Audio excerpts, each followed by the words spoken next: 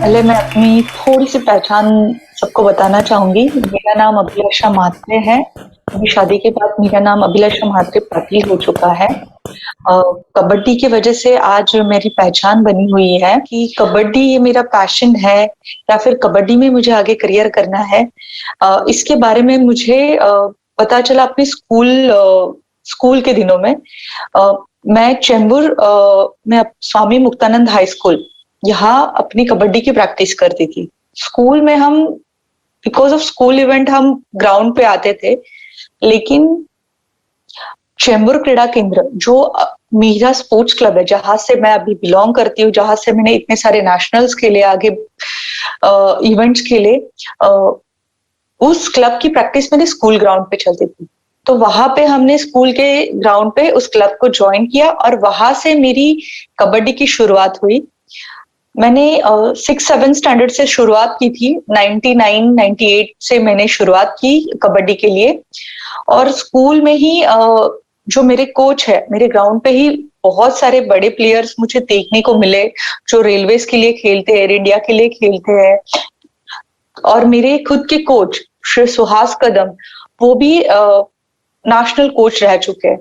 तो because of them मुझे बहुत अच्छा क्लब बहुत कम एज में मिल चुका था, बहुत अच्छी टीम्स देखने के लिए मिल चुकी थी और उनकी वजह से इंस्पायर होके मैंने आगे कबड्डी ही खेलना है या कबड्डी में ही करियर करना है, ये चूज किया। बेसिकली कबड्डी ये गेम अगर आप देखा जाए तो थोड़ा सा बॉडी टच गेम है, जहाँ बहुत सारी स्ट्रेंथ यूज होती है, बहुत सारी इंजुरीज इंक्लूड होती है।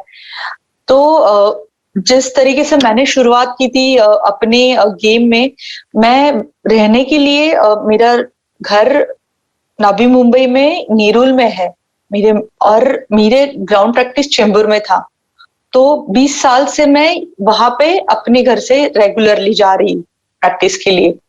तो वो मेरा पहला चैलेंज था कि स्कूल्स के बाद रुकना और उसके बाद रेगुलरली 10:30 बजे के बाद मुझे घर आना पड़ता था अकेले। लेकिन मेरी फैमिली बहुत सपोर्टिव थी, मेरे पेरेंट्स ने मुझे बहुत इंकरेज किया। इस वजह से ये चीज तो मुझे बहुत आसान हो गई। या कहीं टूर्नामेंट्स पे जाने के बाद अगर लेट हो जाता है, कहीं मुंबई में इवेंट हो या कहीं महाराष्ट्र के बाहर इवेंट हो और अगर मुझे आने के लिए देर हो जाती है, तो मेरे भाई या मेरे पापा मुझे कलेक्ट करने आ जाते थे।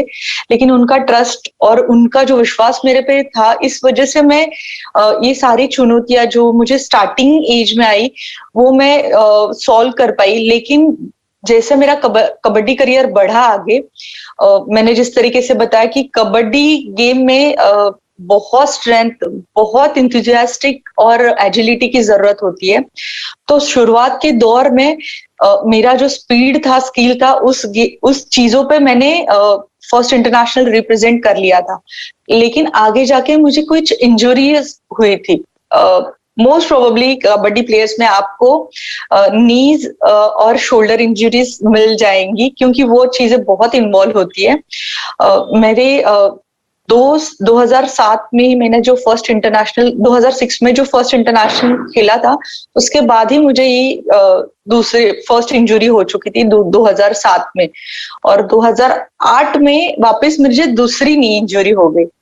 तो वो मुझे सबसे बड़ा चैलेंज लगा मेरे अपने कबड्डी करियर में या मेरे जिंदगी में भी, कि उसके बाद मुझे खेलना था या फिर जो 2-3 साल में मैंने अपना नाम बनाया था उसको आगे लेके जाना था। तो उसमें सबसे ज्यादा सपोर्ट मेरे पापा, मम्मी, मेरे भाई और मेरे जो कोच है श्री सुहास कदम, जिनका नाम मैंने पहले भी लिया, कि उनके वजह से मैं वापस खड़ी हो पाई। और उस इंजुरीज के बाद मैंने रिकवर करके आगे 10 से 12 साल खेला। और मैं स्पेशल ये चीज बताना चाहूंगी कि उस इंजुरीज ने ही मुझे शायद ज्यादा स्ट्रांग बनाया और मैंने अपनी जिंदगी का जो बेस्ट खेला, जो बेस्ट करियर देखा है, वो अपनी इंजुरीज के बाद देखा।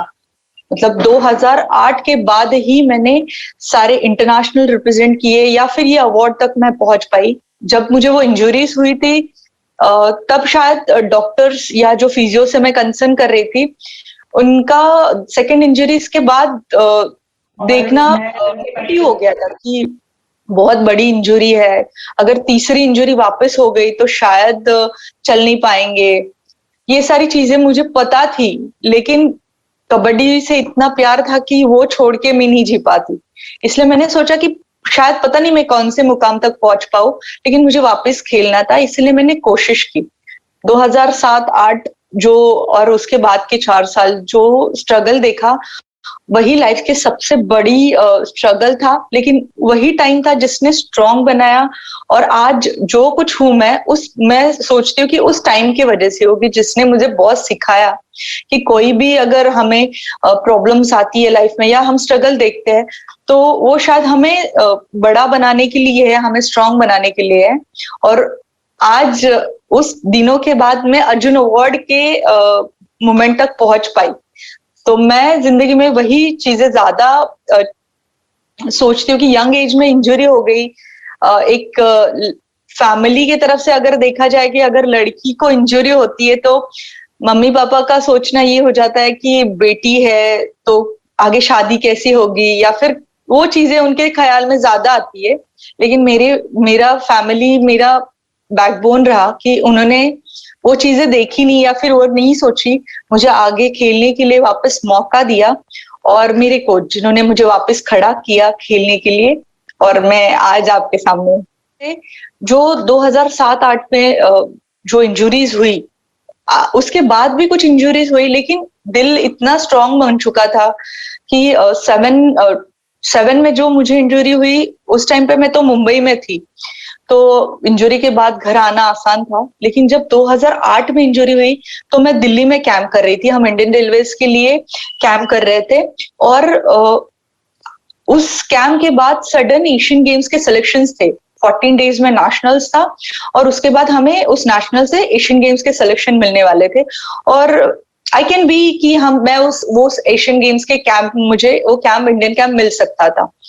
इतनी बड़ी इंजरी सरवाइव करके वापस आना, और फिर इतनी मेहनत करने के बाद 1 साल पूरा उसको देने के बाद इस स्टेज पे आने के बाद वापस दूसरी इंजरी, मतलब मुझे पता था कि जब मुझे चोट लगी कि मुझे और 1-1.5 साल वापस पीछे जाना है। और जब मैं दिल्ली में जब मुझे वो चोट लगी, उसके बाद मेरे पापा ने मुझे वहां से उठा के घर लाया था, मतलब मैं चल भी नहीं पा सकती। तो वो टाइम इतना स्ट्रगलफुल रहा। और जब वापस खेलने के लिए शुरुआत की उस इंजरी के बाद, तो वो परफॉर्मेंस या वो स्पीड नहीं रहा था। तो हर एक, जैसे बोला जाता है कि जिस तरीके से हमारा व्यूअर होता है जो हमें बड़ा भी करता है और उतार भी देता है, तो जब इंजुरीज के बाद शुरुआत की थी तो बहुत क्रिटिसाइज फेस करने पड़े थे कि स्पीड कम हो चुका है, अभी वो मुकाम नहीं मिल सकता, या फिर जो नाम कमाया है वो सेटिस्फाई हो जाओ, उसके आगे आप नहीं जा सकते। या फिर डॉक्टर्स जो इंजरीज हुई थी, वो फिजियो ने भी कहा था कि कबड्डी इस खेल में या गर्ल्स कबड्डी में आप कहाँ करियर कर पाएंगे, कहाँ तक पहुंच पाएंगे, इंडियन स्पोर्ट्स में इतना करियर नहीं है। ये सारी चीजें कानों पे आई थी, लेकिन दिल में एक यही बात थी कि अगर मैं ये छोड़ दूं अभी इस वक्त, तो मैंने जो 2 साल मेहनत की थी इंजुरीज के बाद, उसका क्या होगा। तो शायद 2 साल से ज्यादा मुझे और 4 साल करनी पड़े, बट मैं कोशिश करूंगी और मैं वापस खेल सकूं, यही मेरी कोशिश रही हमेशा। लेकिन ऐसे बोलते हैं ना कि जब हम मुश्किल में होते हैं तो हमारा सबसे बड़ा एग्जाम होता है, और वो 4 साल मेरा जो एग्जाम हुआ उसका रिजल्ट मुझे और 4 साल में मिला। मतलब 2012 को मुझे मेरा फर्स्ट वर्ल्ड कप मिला, और 2015 तक मेरा अर्जुन अवार्ड का सपना पूरा हो गया। तो वो स्ट्रगल टाइम ने इतना सिखाया कि आज जिंदगी में अगर कोई भी परेशानी आए या फिर कोई भी मुश्किल आए सामने, तो दिल इतना स्ट्रांग हो चुका है कि हाँ, कि हम रेडी है। पता है जिंदगी में मुश्किलें आने वाली है, लेकिन अगर अपने सपने सच करने तो हमें उस मुश्किल को पार करना ही पड़ेगा। मैंने अपनी जिंदगी में जो सारी चीजें देखी है, मैं आपसे शेयर की। मैं बस इतना चाहूंगी कि जो मैंने करियर में देखा कि जब प्रॉब्लम्स आते हैं तो नेगेटिविटी भी आती है उसके साथ, लेकिन अगर आप अपने सपनों पे विश्वास करते हैं और आप अपने मेहनत ऑनेस्टली करते हैं, अगर ये 2 चीज जिंदगी में आपके पास है ऑनेस्टी और आपके सपनों पे विश्वास, तो आप कोई भी सपना पूरा कर सकते हैं। कोई भी, मतलब मैं ये इस चीज पे बिलीव करती हूँ, अगर मैं कुछ देखती हूँ, कुछ सोचती हूँ कि मैं ये बन सकती हूँ, तो आप बन सकते हैं। लेकिन ये सोचना और उस पे विश्वास करना बहुत जरूरी है। तो अपने सपनों पे विश्वास कीजिए और उसको पूरा करने के लिए कोशिश कीजिए।